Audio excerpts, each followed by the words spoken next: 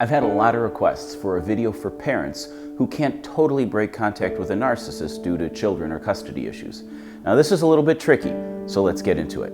In another episode I talked about going totally no contact. That information is useful to know, so if you haven't watched it, maybe go take a look at it right now. I'll wait for you right here. You back? Okay, great. Total no contact is usually ideal, and there's no question that you will suffer some amount of emotional damage if you don't totally break contact.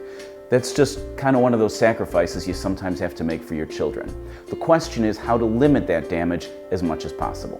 First, build a really good team around you. Lawyer, therapist, doctor, social worker, and of course, those family and friends who aren't loyal to the narcissist and really will be supportive of you. Next, if possible, try to keep all of your contact exclusively through lawyers and social workers. If you have to have direct contact, try to keep it exclusively through email and limit it to strictly business, such as scheduling when to pick up or drop off the kids.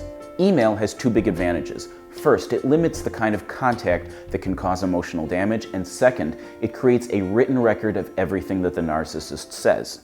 Which brings us to step 3. You may end up having to ask the court to issue an order demanding that the narcissist stick to communication that is strictly business. Proving in court that someone is a narcissist is difficult to do.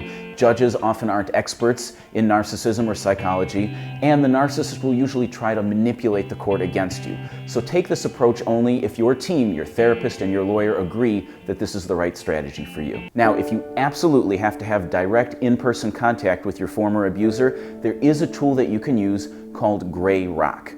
This means that you express and reflect no emotion. Think Mr. Spock. Most illogical reaction. Respond only to discussion that is strictly business, and anything else, don't even respond to it. Be solid, be boring, be gray, be uninteresting, be totally unfazable, just like a gray rock. Now this isn't ideal, but it will make you appear like less of an interesting source of narcissistic fuel that narcissists feed off of, and it will also limit the narcissist's opportunities to cause you emotional damage. Talk to your children, and even more than that, listen to them. Be open to their thoughts and feelings. Try to make them feel as safe as possible, even if the narcissist is trying to manipulate them against you. Make sure they understand that nothing happening here is their fault and that you love them no matter what. It can be helpful to get the kids into therapy, but in a divorce situation, this will usually require permission from a court. A narcissist will usually oppose that. So consult with your experts, your therapist and your lawyer, and figure out whether this strategy is really the right one for you and your family. Finally, it is usually not a good idea to get into couples or family counseling with a narcissist, because the narcissist will try to manipulate the therapist and the therapy against you, and it creates a degree of contact that you'll probably be emotionally safer without.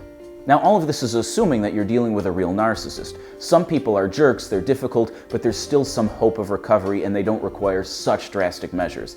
I'm going to make a video later on that topic. This is hard stuff, it's tricky, you might take a little damage along the way, but there are tools that can help. Above all, try as much as possible to keep a positive attitude.